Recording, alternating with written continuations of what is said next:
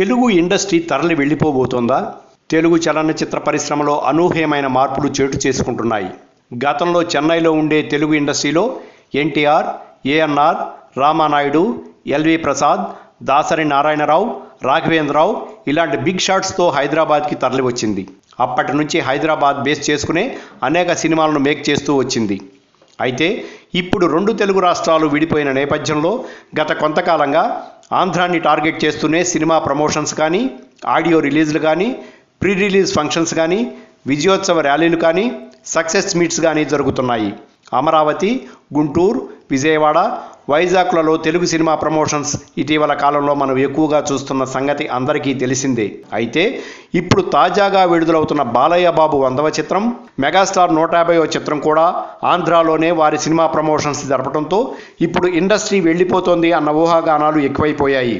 అయితే ఇవన్నీ ముందుగానే ఊహించి రామానాయుడు స్టూడియోస్ని వైజాగ్లో ఏర్పాటు చేసిన సంగతి తెలిసిందే. ఇక ఎంతో ప్రతిష్టాత్మకమైన సినిమాల ప్రమోషన్స్ సైతం ఆంధ్రాని బేస్ చేసుకుని జరపడంతో తెలుగు సినీ విశ్లేషకులు అందరూ ఇప్పుడు లెక్కలు వేస్తున్నారు.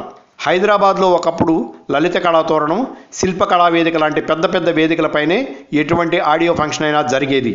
అయితే గౌతమిపుత్ర శాతకర్ణి మాత్రం తిరుపతిలో, ఖైదీ నెంబర్ 150 గుంటూరు, విజయవాడలో జరిగిన సంగతి తెలిసిందే. దీంతో సినిమా వాళ్ళందరూ తమ తర్వాత సినిమా ప్రమోషన్స్ సైతం ఇక్కడే పెట్టుకోవాలని చూస్తున్నట్లుగా తెలుస్తోంది. ఇక ఇండస్ట్రీ మారటం అనేది అతి త్వరలోనే జరుగుతుందని, ఇప్పటికే చాలామంది ప్రొడ్యూసర్స్, డైరెక్టర్స్, యాక్టర్స్ అందరూ కూడా విజయవాడ, గుంటూరు వైపే తమ కార్యకలాపాలు చేసేందుకు ఇష్టపడుతున్నారని చెప్తున్నారు. కొంతమంది అయితే వైజాగ్ అయితే షూటింగ్స్కి, సినిమాలకి అన్ని విధాలుగా చక్కగా సరిపోతుందని, సేఫ్ సిటీ అని చెప్తున్నారు.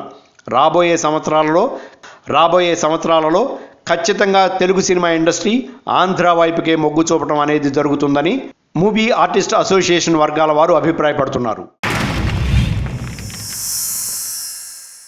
Like and subscribe Eagle Media Works.